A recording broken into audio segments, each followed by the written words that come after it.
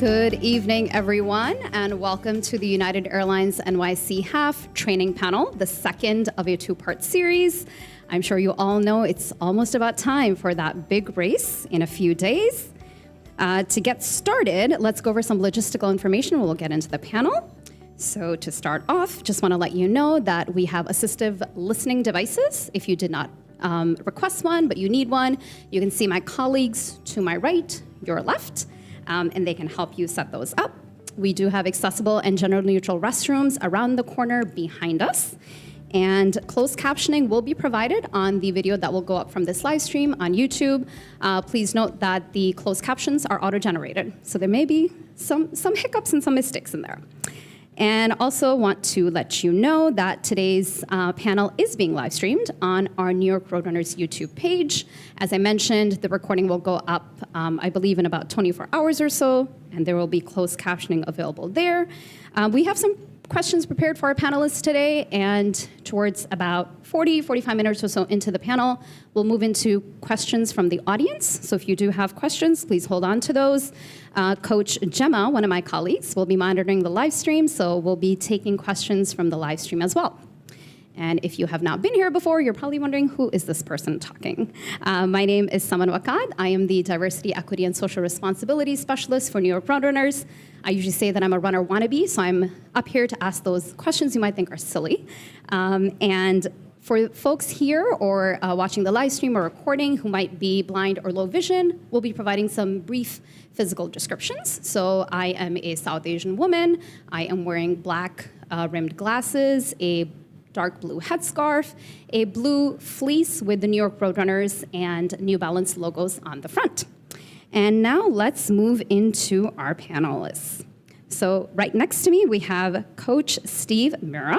Steve is an RRCA and V.02 certified coach. He has been working at New York Roadrunners for 9 years, coaching runners across the world, both virtually and in person.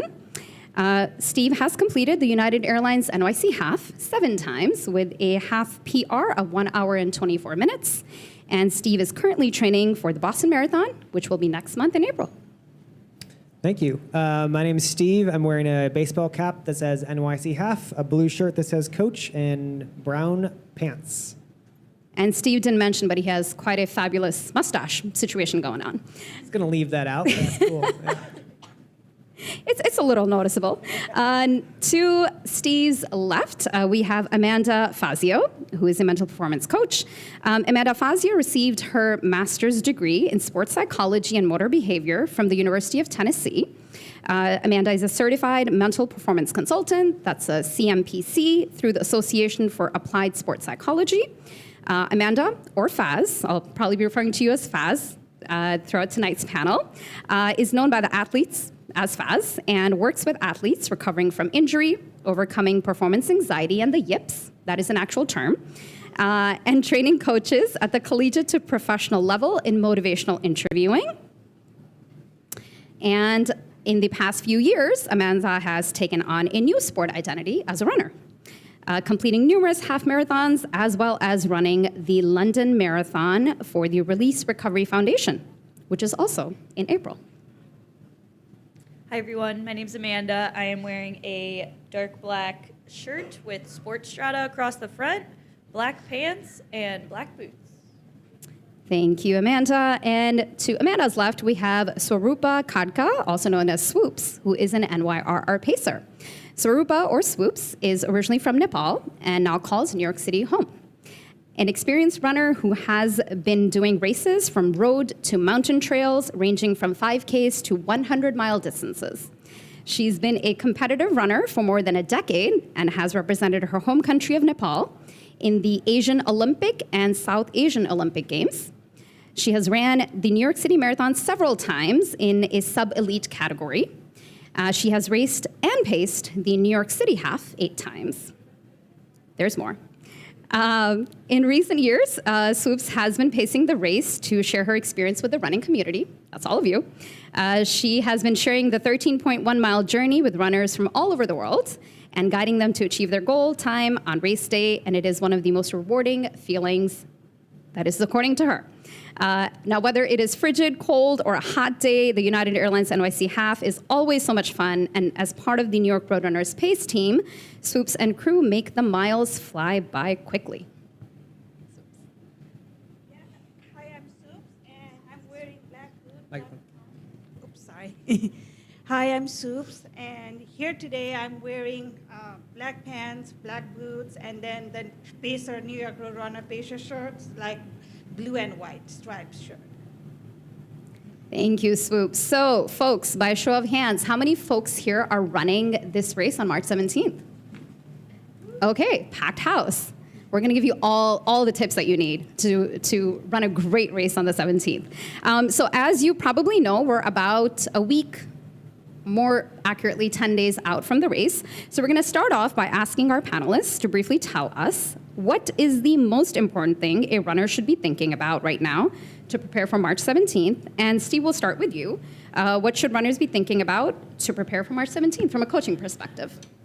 I think first, who's first time running the United Airlines NYC Half? Anyone's first time? That's awesome. A lot of people out here. So a lot of our training plans, they look like they're done, right? You do your last long run, so you think you're done, but you're not. You still have some more left. Actually, there's a lot more you can do now to hurt your race than help your race.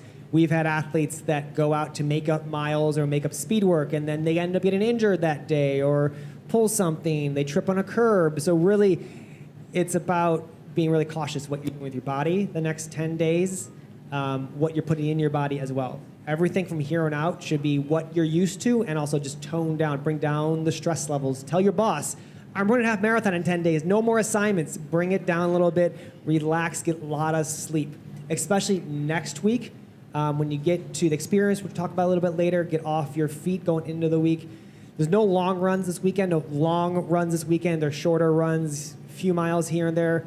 I was talking to someone before this panel started, and nothing from now until the race is really going to help you in terms of getting you farther or faster, but it can hurt you. So really always err on the side of caution through the next 10 days and take it nice and easy. If you have, should I run or take a day off? I'd rather you take the day off and recover a little bit more for race day. Great. So the tip there is take it nice and easy. Don't work your body out too much, and then come race week, it's not good. So we'll move on to Amanda. With training wrapping up, what is the best strategy for runners looking back at their training at things that went well and maybe not so well? How can runners use that hindsight this week and next week? Yeah, so for everybody here, you've probably already, like Steve said, logged your biggest miles, and now the last part is the actual race. And one thing when I talk to a lot of runners that tends to come up is you probably had some races that feel really good, or I should say miles that felt really good, and then other ones that felt really, really bad. And how are you going to know, stepping up to the line next Sunday, which ones you're about to get, right? I remember when I ran my first half, I wasn't sure which one I was going to get, and I'm like hoping for the best, right? So one thing we work over at Sports Strata with the FDNY.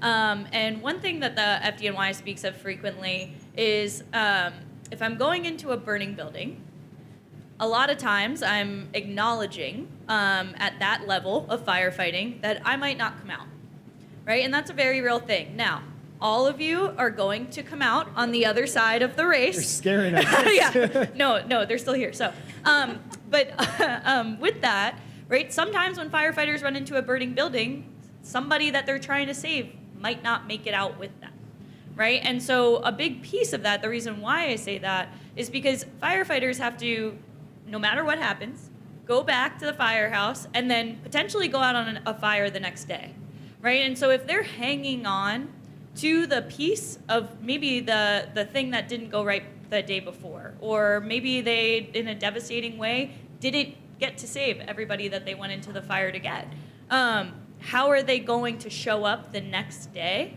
and still bring their best to whatever challenge is ahead, right? And so one of the biggest things that we speak to when it comes to firefighting, and I promise this is getting to running, I know maybe none of you in here are planning on fighting any fires anytime soon, is that if I were to go into a building and not come out with the outcome that I hoped, and then I carried that into the next day, I'm doing a disservice to the next person, right? So if I go and the next day I'm still holding on to all of those things that happened the day prior, I'm now not bringing my full focus for the next person that I have to possibly go into a building and save.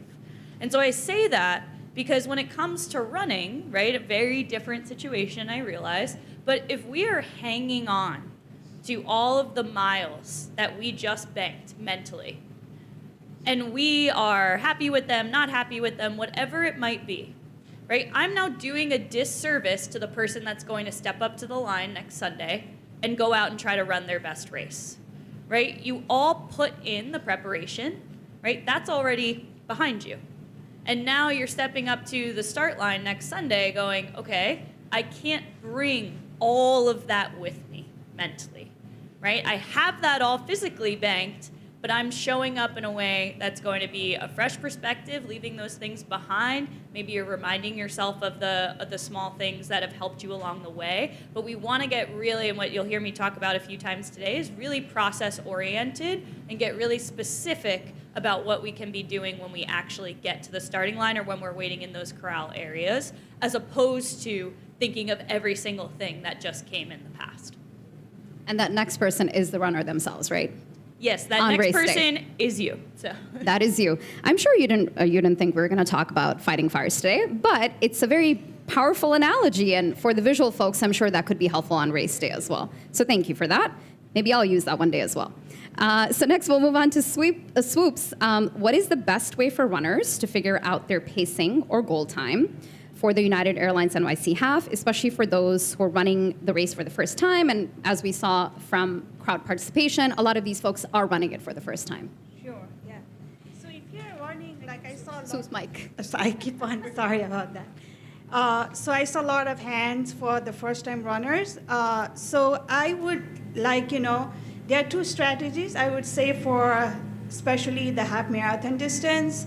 So if you are not an experienced runner, we have not done a lot of races, whether it's a 5K, 10K, or with the running background, then I would like to suggest to stay with the more conservative strategy, which is even split. What that means is running the entire run most consistently. And to help you to achieve that, that's why the pacers are there for. So it's really good to find a pacer and then stay with them, and then they will help. You don't have to think about anything. You can stay with them and run the very even as much as even split pace. But the question would be how would I find which pace group should I go to, right?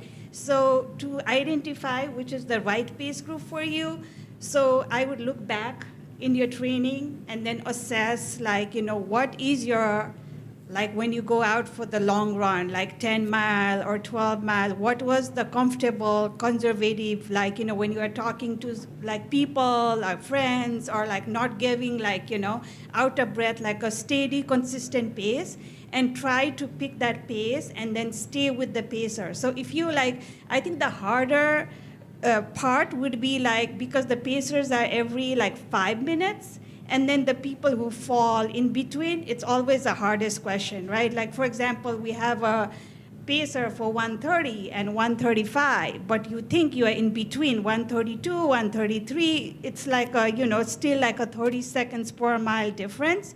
So if in that case, it's always the math, a struggle, which pace group you should go to. So I would always stay back. If you think you are 132 or 130, 1, then I would stay more conservative and stay with 130 pacer.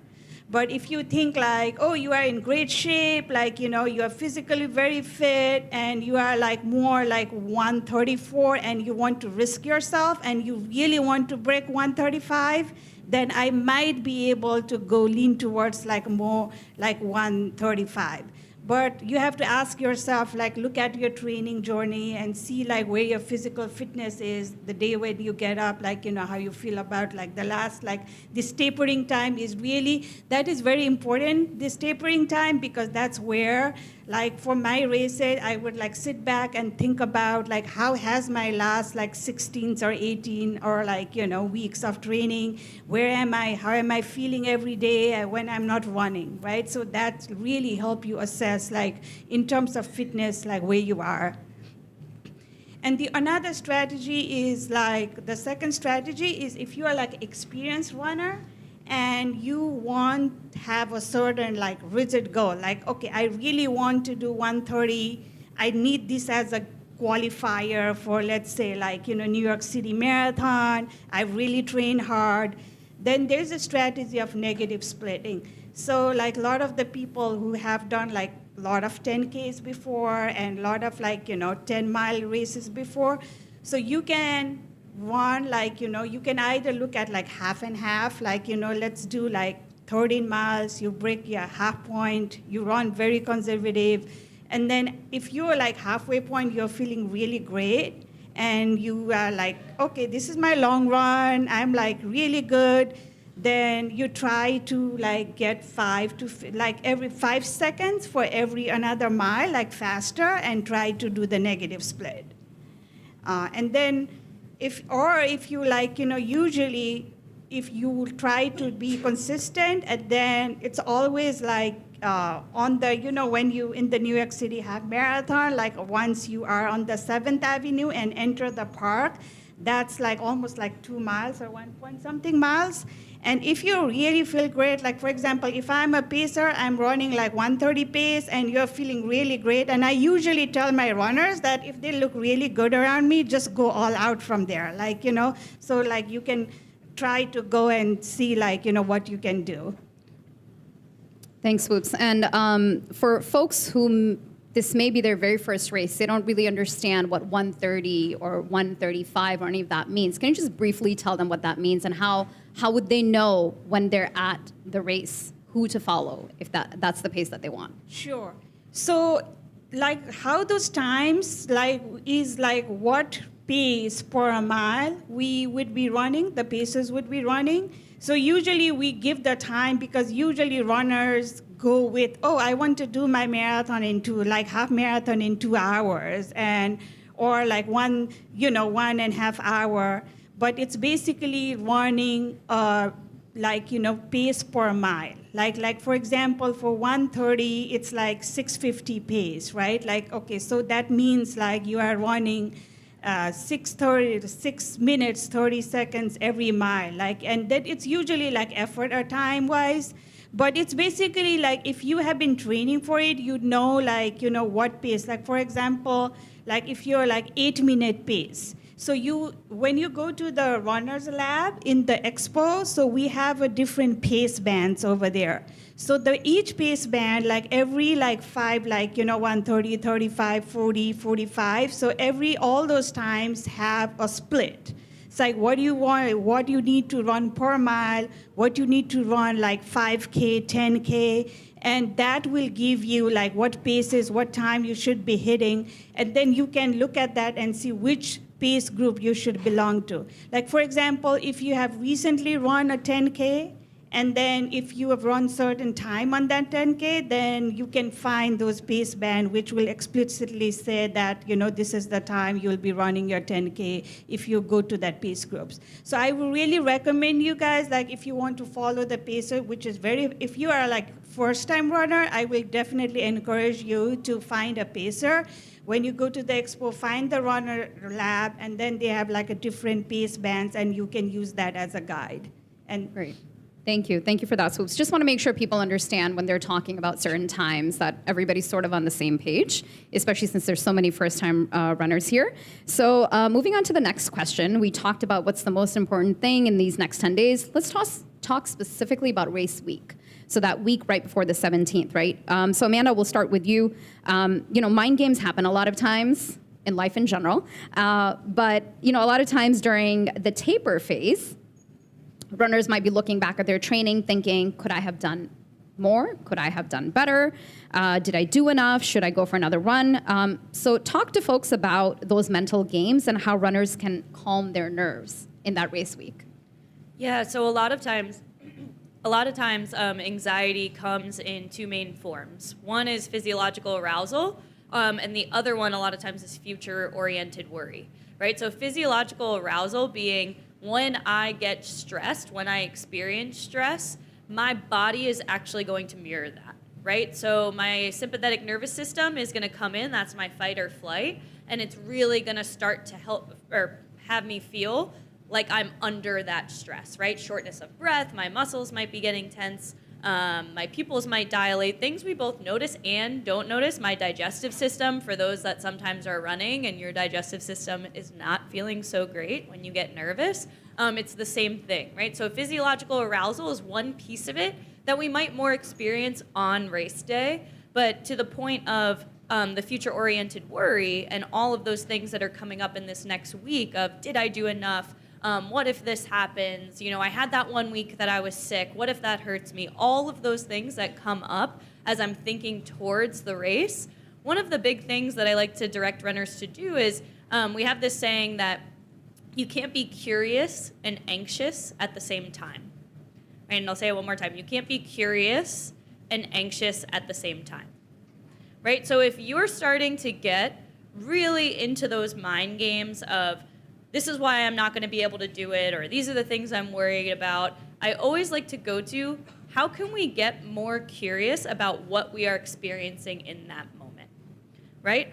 I wonder why I'm feeling like I might, not be my best on race day, right? Like, actually spend some time thinking through it, right? And give yourself that space to go down there for a second, right? It's going to calm my anxiety. And then in addition to that, it could be something like, maybe I am thinking that way because I actually really care about this, right? You just trained 16 weeks or however long it was to get to this point, right? So it helps us reframe, or what we consider reappraise, the stress that we're experiencing, which can actually help us in the lead up on race day. The other point that I like to bring up is, there are, in terms of the physiological arousal, there are plenty of techniques we can use. One of them being, I can use actual my senses, so my 5 senses: touch, smell, taste, sight, and hearing. I might have just missed one. But either way, I can use those, right? If someone's experiencing panic, if I'm starting to really feel myself leading up to race day, really getting anxious, and I can feel it physically in my body, if someone's ever had a panic attack or has seen it on screen or whatever it might be, you're actually supposed to not go up to that person and say, hey, just calm down, right? One, they're not going to calm down, and 2, you might get punched in the face later. But to that point, you're supposed to either get them to put their arms around themselves, or you should gently put your arms around them. And the reason why we direct people to do that in times of stress or times of panic is because as soon as somebody experiences some sort of physical touch or they engage a sense in a really strong way, it actually is going to kick in our parasympathetic nervous system. So it's going to come in and say, hey, you're not dying, right? You're actually okay, right? We're right here.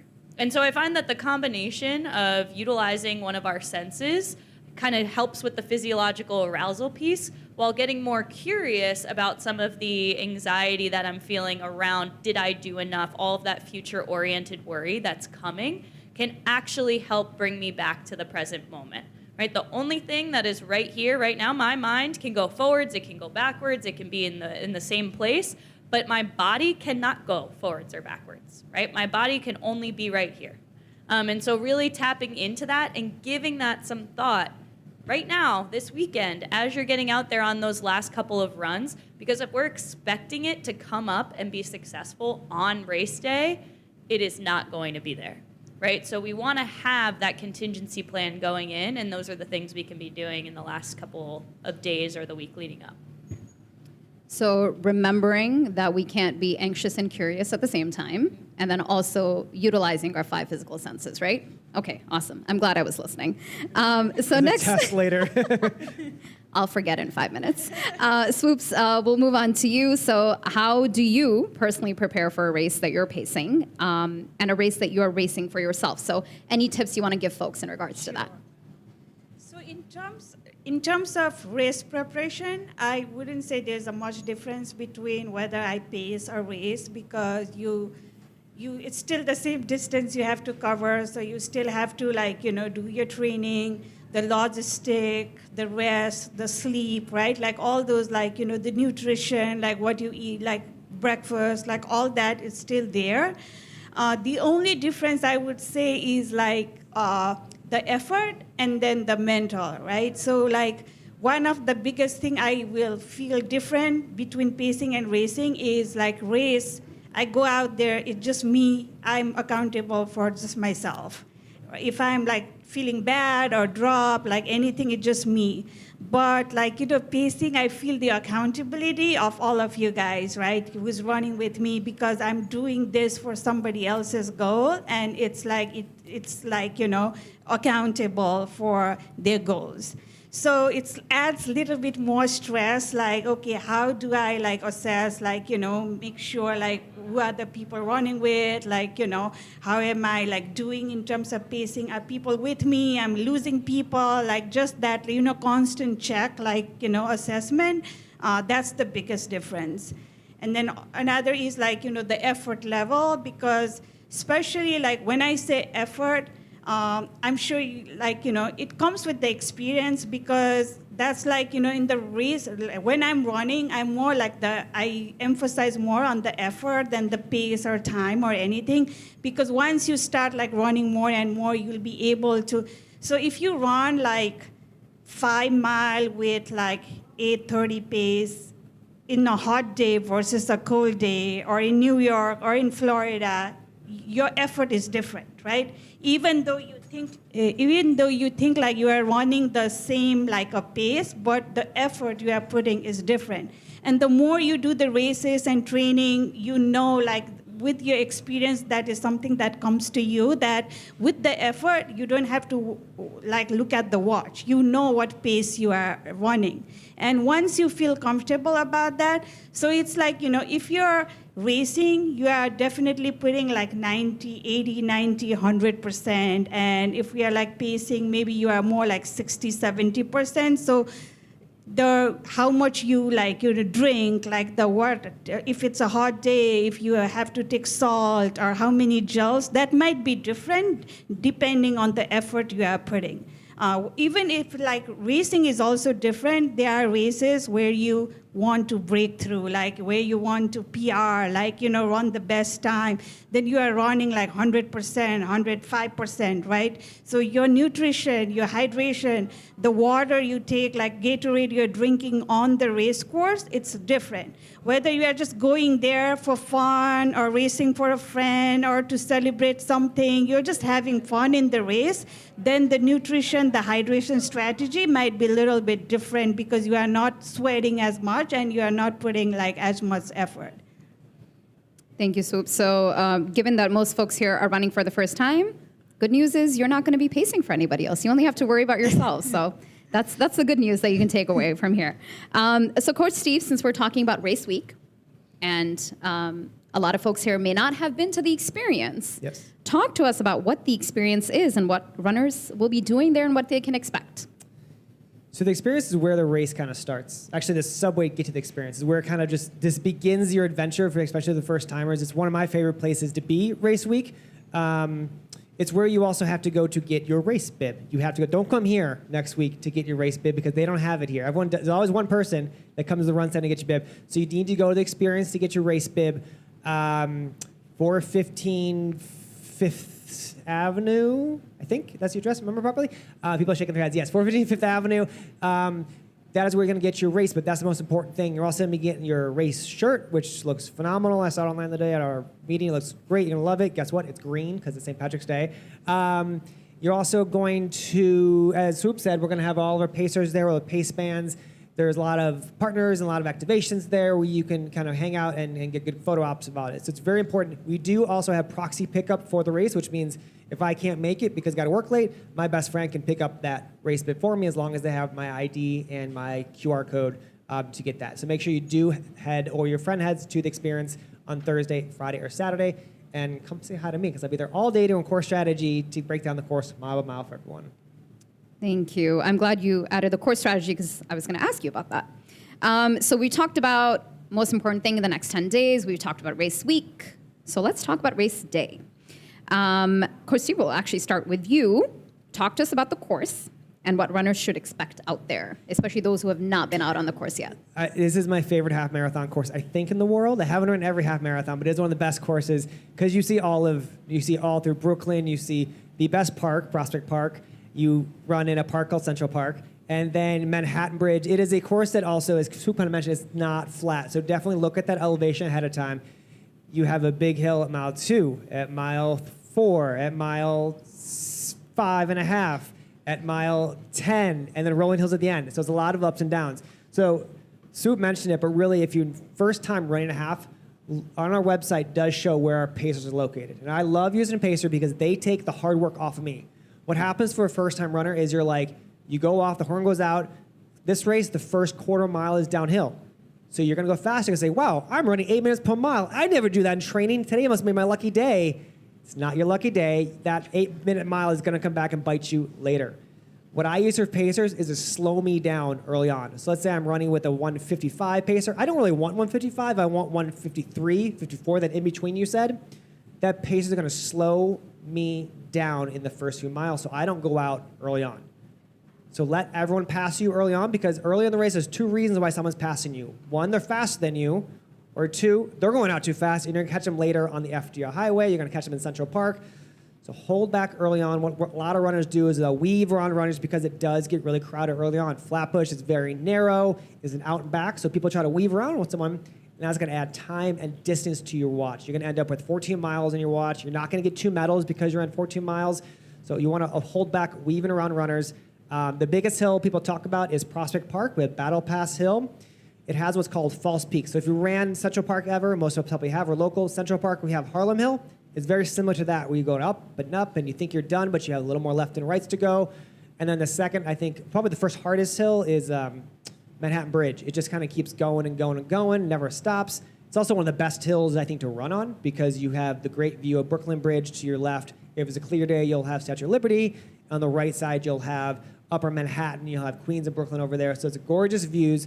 It can be windy on the bridge, so I tell people find someone tall and tuck behind them, or find a pacer and go behind them, and they'll help break the wind for you on race day. And then the hill that people don't pay attention to is going back onto 42nd Street. You're on FDR, it's flat. You're like, oh, this is so flat, so easy, kind of boring, but kind of fun at the same time. And then it is almost a 50-foot climb to get back up into the city. So that's one thing, as I pace the race, people kind of left me at that point in the course. So keep that in mind. And every uphill is a downhill. So Manhattan Bridge, I always underestimate how fast that downhill is. Coming off Manhattan Bridge and on into Chinatown is one of the best parts of the course, but it is very fast. So keep that in mind as you make your way through the course. Every uphill, you have a fast downhill along the course. So if you did not memorize all of that, don't worry. As I mentioned before, this panel is being live streamed, and the recording will be available on YouTube, so you can go back and watch the recording. Also, our coaches will be available at the experience for the 3 days prior to the half, so you can go and speak to the coaches and talk more about course strategy, right? Yeah, we will. Just a last quick note on the course. We'll have science and sports out there at mile 6.1. If you've never had that before, you can run by it. Nothing new in race day. And then the second tip, actually just changed our website today. Our NYPD has told us you cannot bring liquids through the security lines in the start village. So this I cannot bring through the security lines with NYPD. It has to be empty water bottle. So if we're bringing our water bottles, our waste packs, a handheld water bottle, they must be empty to go through security. We will have water and Gatorade to fill them back up if you'd like. But NYPD has now instructed us you cannot bring this, kind of like at the airport, kind of annoying, you got to empty the water bottles. You cannot bring this through NYPD security at the start village, but once again, we'll fill those up for you after you get through. Thank you for adding that, Coach Steve. Next, we'll move on to swoops. So we're talking about race day. How do you plan to pace this race, and what does that look like for runners trying to stay with you or other pacers on race day? Sure. So as I said before, like, now we are in the race day, we are in taper, and race day, I would say it's the celebration day. So you've done all your work, all you focus is like, oh, celebrate the, like, all 18, 16, like last few months of training you have done in the cold, in the dark, in the rain, like all this weather, like a wind. So it's just like celebration. So the biggest tip I would say, and I say that to myself, like every race when I'm feeling like anxious, is like, trust your training. So you really have to trust your training, and you have to go to the race with the positive mindset. And as Amanda said, like before, so even if you have a weather, if you have a great day, it's a great celebration. If you have a bad day, you have another race. So it's not the end of the world. It's not the only race. You learn from that, and then you move on, and then, there's always so many other races, right? So the biggest tip, like, so look at use this taper time to assess your fitness, what you've done, what training you've done, where you are, what is the comfortable, conservative pace you think you are able to achieve for this race next weekend. And then in terms of, like, as Steve explained, this is like the rolling. All New York City races is not flat. So, so with, like, it's a rolling hill. There are up and downs. There are bridges. If there's a wind in the, like, bridges, you'll feel the wind. And one of the, like, if you're like small like me, the benefit is you can get behind some big guys and hide it. Like, they will block all the wind. And so that's, like, another benefit. But I talked about effort. So myself or most of the pacers, I think, will be pacing the race with the effort-based. There are two things that you should, like, think about it. I would say three. The first is, like, in the beginning, there are a lot of hills, there are downhills, there are, like, bridges. Again, like, the 42nd, when you enter all the 7th Avenue, those are all hills. So it's like, all the pacers, including myself, will be more go by the effort rather than sticking to the pace. So if you're like running, like 8-minute pace, we would be more thinking what's the effort for that 8-minute pace. But if you're like following a pacer, and if you keep on looking at a watch and you're like, oh my God, this pacer is not on target, don't freak out, because they know, like, they've been, like, they have, all the pacers are very experienced pacers, like runners. They have run the races, like, multiple times. They know when to slow down, when to cover, and then when to keep the momentum to get you to the finish line with that time, right? And the second thing, especially in New York City, your watch is always not correct. So it goes crazy. Like, one time you'd be running like 12-minute pace, and another time you're running like 7-minute pace. So don't go with the, like, always like keep on watching and get stressed out if you're like few seconds away. I know a lot of people who just like, and they just like screw up their race because they keep on looking and, oh my God, I'm like off pace. And then, it just like mentally gets them, right? So don't trust your watch too much on the race day. What I usually do on my races is I use, when you start, you all are in different waves and different times you start the race. One thing I always do for my races is when I cross the start line, I look at the time, the clock over there. And then every mile, right? Every mile we have the time. So every mile there's a time that, like, what is a mile, 2 miles. So if you have started like 30 minutes later, you can like look at like how much time you have to add to those times. And then just because some people like forget to watch what time they start. I have like, as a pacer, I get a lot of questions like that. Oh, you are 130, but then which wave you start? Like, 130 depends on whether you started in wave 1 or different corrals, because the starting time will be different. So that is like one, so just like, think in your mind that when you see those times, like every mile markers, that's the time when the elite started, not when you started. So you have to think about when exactly you start and then correlate that time, what you see in those, the mile markers.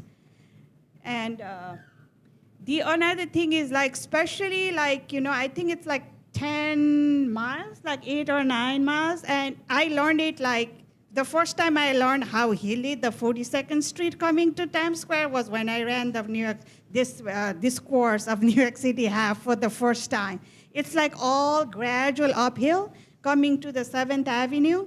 So if you're feeling really good coming down on the FDR Drive it's all downhill, but then once you turn on the 42nd Street, it's all gradual uphill, and then just take in mind that don't go crazy trying, we are almost on the 42nd Times Square and speed out, because all 7th Avenue until you enter the park is all gradual uphill. Thank you for that, Swoops. And just remember, folks, you can't be curious and anxious at the same time. I remembered. So Faz, you gave us some tips about the next 10 days, and you talked about the week leading into the half. Can you tell folks, give them some tips on how to deal with or prepare for that journey of 13.1 miles through Brooklyn and Manhattan and Times Square on race day? Yeah, this is my favorite question. So overall, one of the main skills that I find I speak the most about is what we call self-messaging. So some people call it self-talk. I work with a lot of college students, and self-talk gets a bad rap, so I like to go self-messaging. But essentially, what we're talking about when we're saying self-messaging is how can I be the best coach in my head, right? And by that, I don't mean, you got this, or here we go, right? Those aren't bad. But everybody has a BS meter in their head. My boss likes to joke that it's higher in New Yorkers. It's more sensitive, which does have some truth to it. And so our BS meter is going to go off if we're just telling ourselves something and then we don't actually believe it. And so what are we going to do to combat that? Something we can do, like I've been saying, with being proactive rather than reactive, is with a self-messaging statement, we're looking to find something directive and specific that we can have for ourselves that's going to help us stay the course, right? And when I say directive and specific, sometimes people kind of tilt their head to the side, okay, I don't know what that looks like. I go to the question, when you are feeling your best on a run, what are you actually doing, right? What are the actions that you are doing that are causing you to feel and run your best, right? For me, I know for me it's when I was training for the New York Marathon, and now as I train for London, once I get deep into miles, my feet start doing this shuffly thing that just doesn't look like running. And so I tell myself, right, when I'm running my best, I'm actually picking up my knees, right? And so my self-messaging statement is pick up your knees, right? I'll even say bring your knees to your chest. Now, you will not see me doing high knees anywhere in New York City. But the reason why is because it's directive and it's specific, right? And research shows, and this is a preference thing, but research shows that it can actually be stronger for our self-messaging statements if we say our own name before the statement. Amanda, pick up your knees, right? I think of it as a lunchroom phenomenon. If somebody says my name and I'm in a lunchroom, I'm going to turn around whether they were talking to me or not, right? And so being able to find a self-messaging statement, thinking on your last couple nice, easy runs in this next week and a half, what is something that I can direct myself to when it gets hard? Because it's going to get hard, right? I go to the Mike Tyson quote, everyone has a plan until they get punched in the face. It's going to happen, right? And I feel like we've had a partially motivating panel tonight, so far, I don't know if we've fully Agree with that, yeah.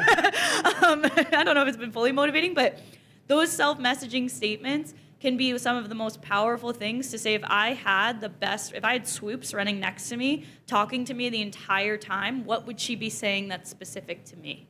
And so that can be really helpful. And then the very last thing is, when all else fails, we tend to, when people get stressed, when we get anxious in the moment, when we start cramping, when we're a goo upsets our stomach, when we're looking at our watch and we're this thing's broken, whatever it is, we often go internal, right? We often go inwards towards ourselves and we start to kind of bring ourselves down.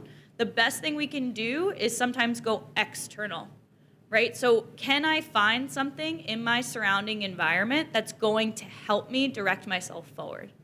So can I find somebody with a bright colored hat, right? I like reading the back of people's shirts. Sometimes, at least on maybe more on marathon, less on half marathon day, like people will list all of the marathons they did, right? Like, let me read their shirt, right? Let me find somebody that is kind of running a similar pace to me and just see if I can keep track of them. A pacer is also a good way of doing that, right? So maybe I'll count the number of trees, right, as I pass. Or maybe in Central Park, I'm looking for the number of ducks I can count in Central Park. Whatever it is, it sounds silly. But again, if we are going into something on race day and expecting these things to magically come to us, they're not, right? Our brains in those moments are going to be a little bit hijacked because of stress. So how can we prepare now? Something directive, specific, and then if all else fails, how can I get external is going to be a really good way to start to get us into that mode. And ultimately, before you know it, you've run a 13.1.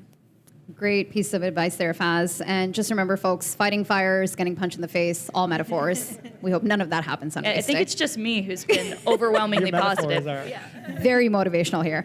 So, folks, we're going to move into audience Q&A in a couple of minutes. As I mentioned before, we do have a live stream going right now. Coach Gemma is watching the live stream. We'll be taking a couple of questions from the live stream. We'll take a couple of questions from the audience here as well. Before we move into that, very briefly, to our panelists, I'm going to ask final bit of advice that you have for our runners here, keeping in mind a lot of these folks are running for the first time. Swoops, we'll start with you. Sure. So I said before, trust your training. So enjoy this taper time, trust your training.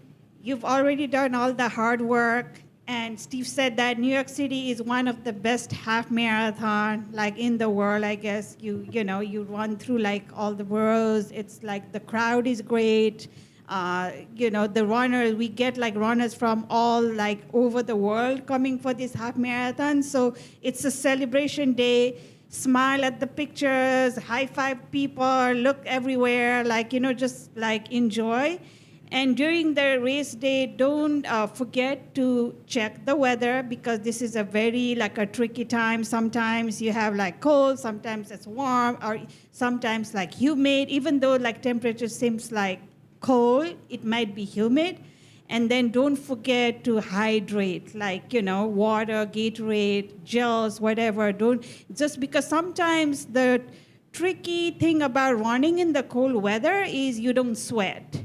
And you think like, oh, I'm fine. You forget to drink, but then you're losing salt and you start cramping and you get tired. So whether you like sweat or not, even though it's a cold, windy day, just don't forget to like hydrate.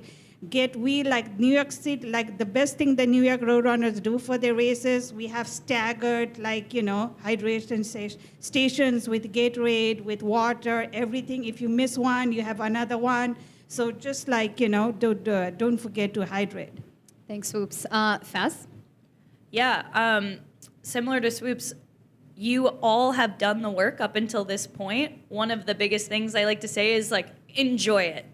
Right? Like give yourself permission to enjoy it. One of the ways I like to suggest to do that is really quickly this skill I call grabbing, which is when I'm on the Manhattan Bridge, when I'm in Times Square, like the city shuts down twice, for the most part, this much twice a year, right? Marathon day and half marathon day, right? Other than that, you're probably never gonna be running down the FDR Drive, and if you are, there's bigger problems. But with that said, right, grabbing is a skill where when I'm finding a moment where I'm like, oh my gosh, I'm doing it, I'm running right now, or wow, that looks really pretty. Start to again engage those senses, right? What do I see? What do I smell? What do I hear? What's it like to be right now in this moment with my feet hitting the ground and being able to come back to that next race day, right? Or a week later. Right, the things that are happening on race day are really, really special.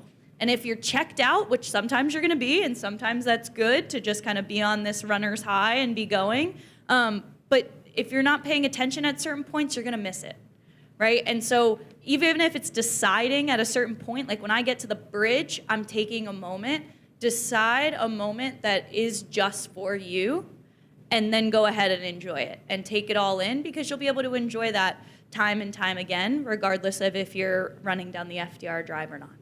Thank you, Faz. And Coach Steve. Yeah, I don't tell athletes at this point of the training good luck, because luck didn't get you here 10 days out. There's a lot of people, a lot of athletes that didn't get 10 days out. They had to drop out for whatever reason. So luck didn't get you here. Luck didn't get you the experience. Luck's not going to get you to the finish line in Central Park. That hard work you did for 10, 12, 13, 14 weeks did, and that's going to get you to that finish line. So as Faz said, like, look back at your training, what worked well, focus on those positive moments. I love the idea of really taking mental notes throughout the day, because that course is so special. Like Times Square, you get to run through it. Like that's my favorite part of the day, just running through Times Square and seeing the kids next to you run. So really take a moment to be grateful for us, what we get to do, and our bodies get to do that.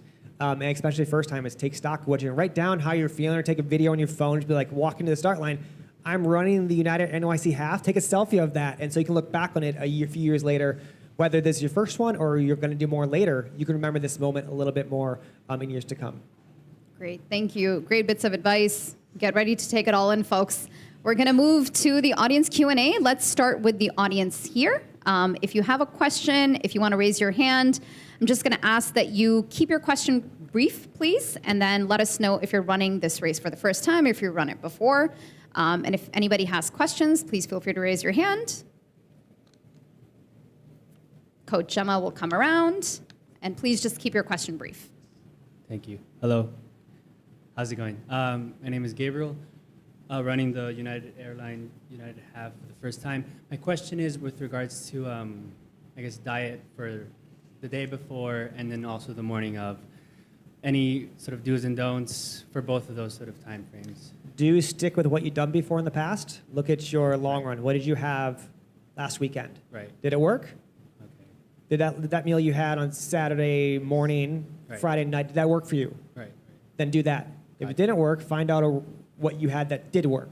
Okay. Nothing on a race day applies to nothing on a race week. So what you're eating the night before, there's no special food that's going to make you go faster or farther. Right. There is, it's what worked for you. That's the food Right. that's going to make you go well. So if you had what I ate, you're probably going to have upset stomach most likely, or what Gemma ate, or up here. So it's really what worked well for you on a race day. So for your next training, what I would say also, during your long runs, like don't just put, I ran 10 miles at an 8-minute pace. It felt great, but I ate spaghetti for dinner, a bagel with peanut butter the morning of, and it was 50 degrees and raining, and I wore this. That way, come race day, everything that happened, so you can plan for a rainy 13.1 miles through a windy New York City. You're not going to be nervous about that because you know what you wore, and you know what you ate as well.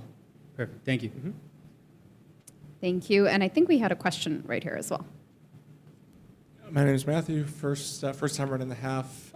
Curious, if comparison, running the Manhattan Bridge in this race versus running the Verrazano and Queensboro in the full marathon. This one comes, compared to Verrazano, you don't notice it because you're at mile 1, mile 0. It has a similar feel to Queensboro Bridge in the marathon because it's right in the middle of it. So you kind of had that same vibe. This one, you're not as winded because it's mile 6 instead of mile 15. So you're gonna, it's not as bad. But the elevation is, I'd say, kind of similar. Same vibe. No spectators on this bridge. It's not as quiet because you're kind of outside. You're not on the bridge. You're on top of the Manhattan Bridge, unlike the Queensboro where you're under it. So you're on the top level of the Manhattan Bridge on the right side of it, which is a really cool feeling. So you don't have the subway next to you making noise either.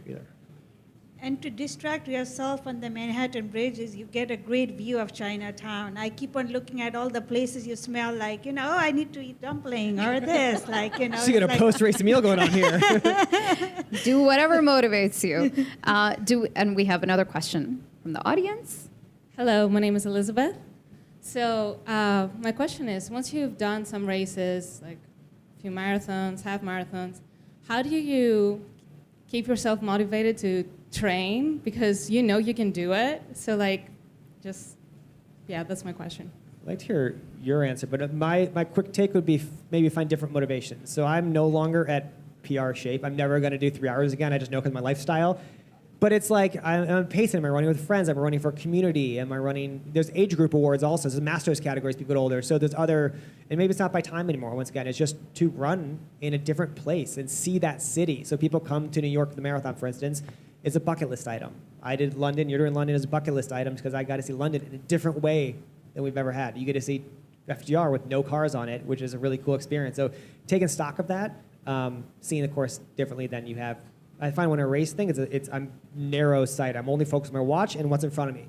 But when you take that lens off and you put a new pair of glasses on, you see, oh, I didn't notice that I ran past the UN and the Chrysler Building and all these cool places in New York City, and I'm going to take a photo of them while I run.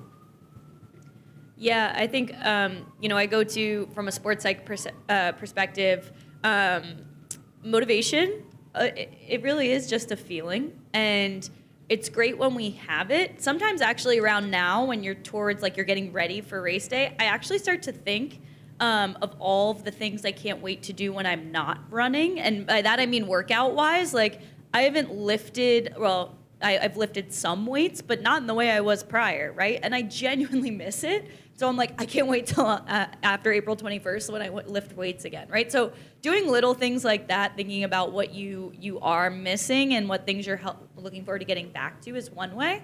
But then also the difference between like motivation and commitment, right? Motivation is like what gets me just saying maybe my name on the paper, right? Or maybe emailing a charity and saying I want to run for you.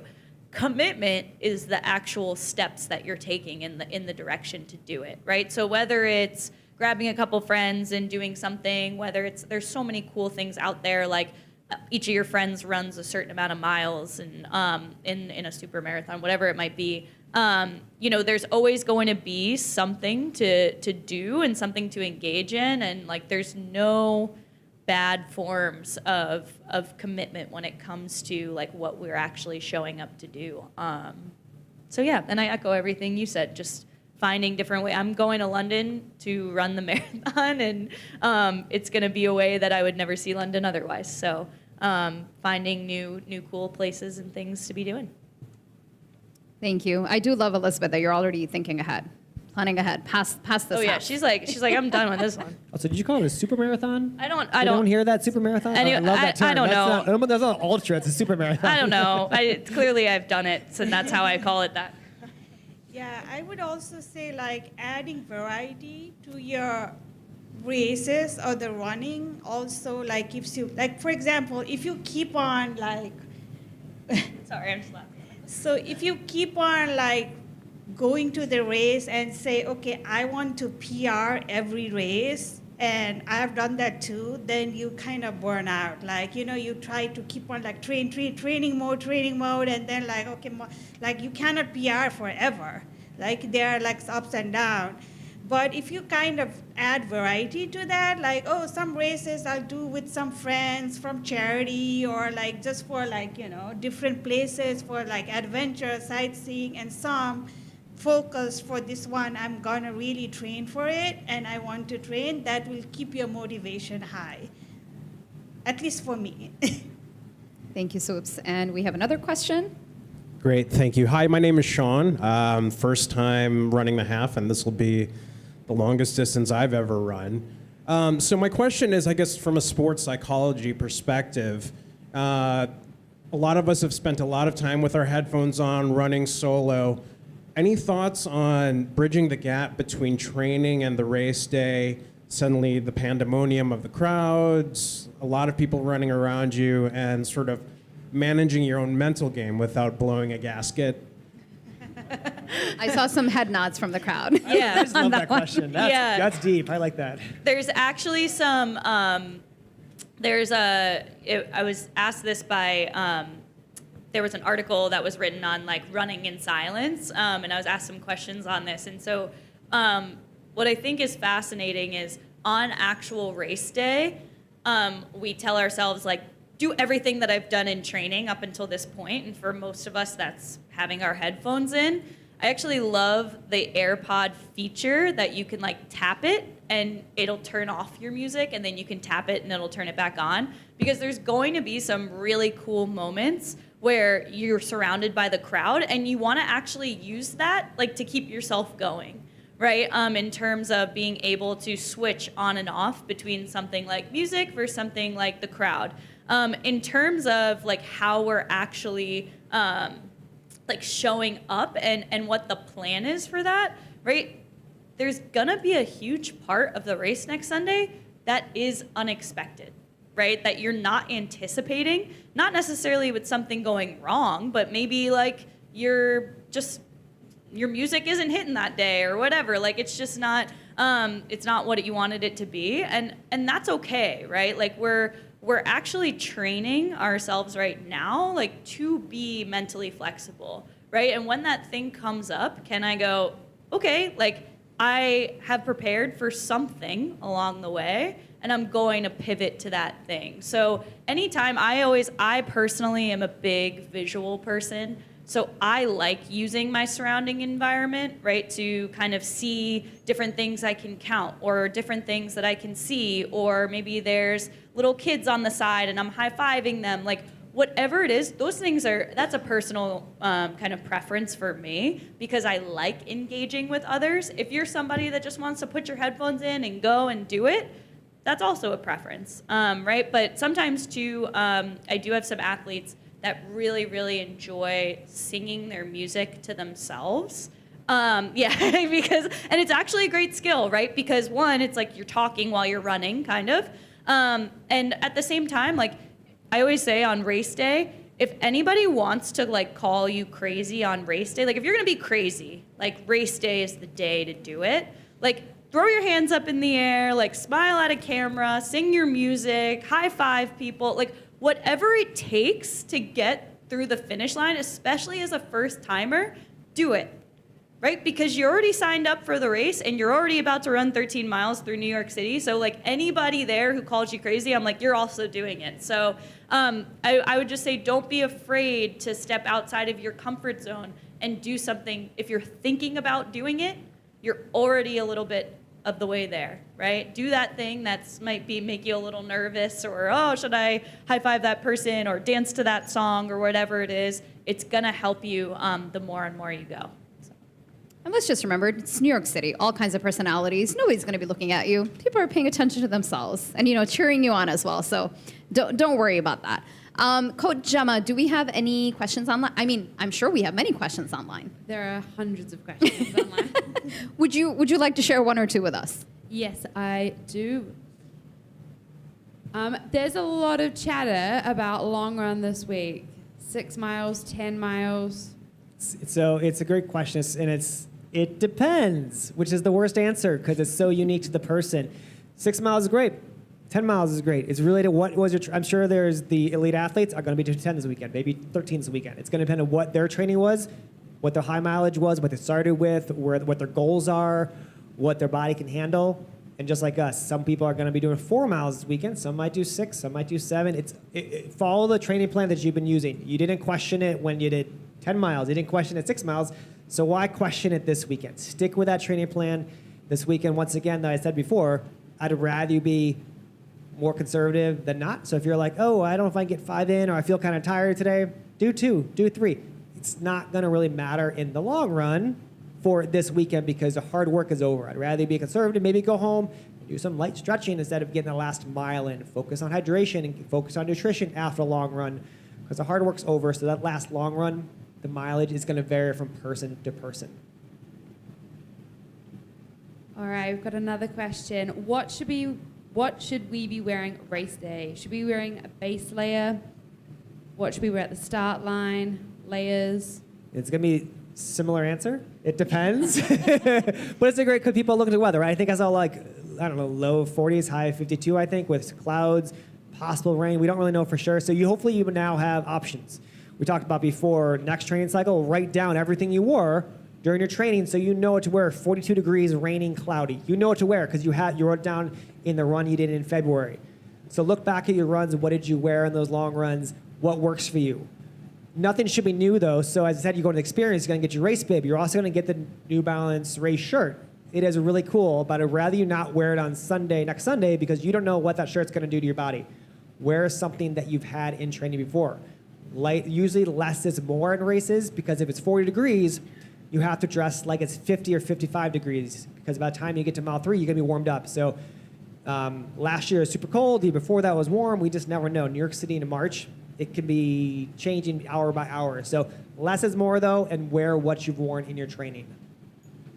Thank you, Coach Steve. And let's take one last question. Do we have any folks in the audience with a question? We have one right here.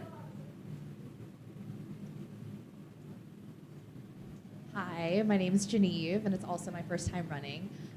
Speaking of apparel, the question I have is similar to the marathon. Is there like a place where you can wear like sweatshirts or sweatpants, and then you can like donate them in a bin? Yeah, so we'll donate all clothes to Goodwill. So at the start line, you'll see a bin similar to the marathon. People can be throwing off their clothes and tossing them to the side. So if you don't have any, it's a good question because it might be cold at the start line. While I said it's going to be high 40, it might feel cold in shorts and singlet or shorts and a long sleeve shirt. So you want to wear something to stay warm after you get through. You're going to check your bag and then go through NYPD security. So keep that in mind at the start village and wear a sweater, some sweatpants, a long sleeve shirt you don't want anymore. And you can donate that or toss it to the side of the start line and we'll donate that afterwards. Just make sure your race bib is not on that shirt that you're throwing to the side because that happens every year. That race bib should be on the shirt that you want to finish the half marathon in. Thank you for that, Coach Steve. So, folks, we went over a couple of minutes just to try to get some of your questions in. I just want to thank you so much for coming out here today. I know a lot of you are running this race for the very first time. Wish you the very best of luck. We hope this is beneficial for you. We'll be working in different capacities on race day, and hopefully we'll see you out there. Want to thank Swoops, Spaz, Coach Steve.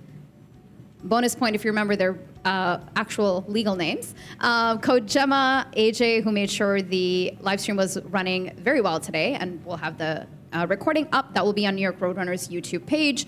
Our colleagues here at the Run Center who are always so gracious in helping us set up here while they do their work as well. The very best of luck to you, and we hope to continue to see you at many, many races. See you on March 17th. Thank you.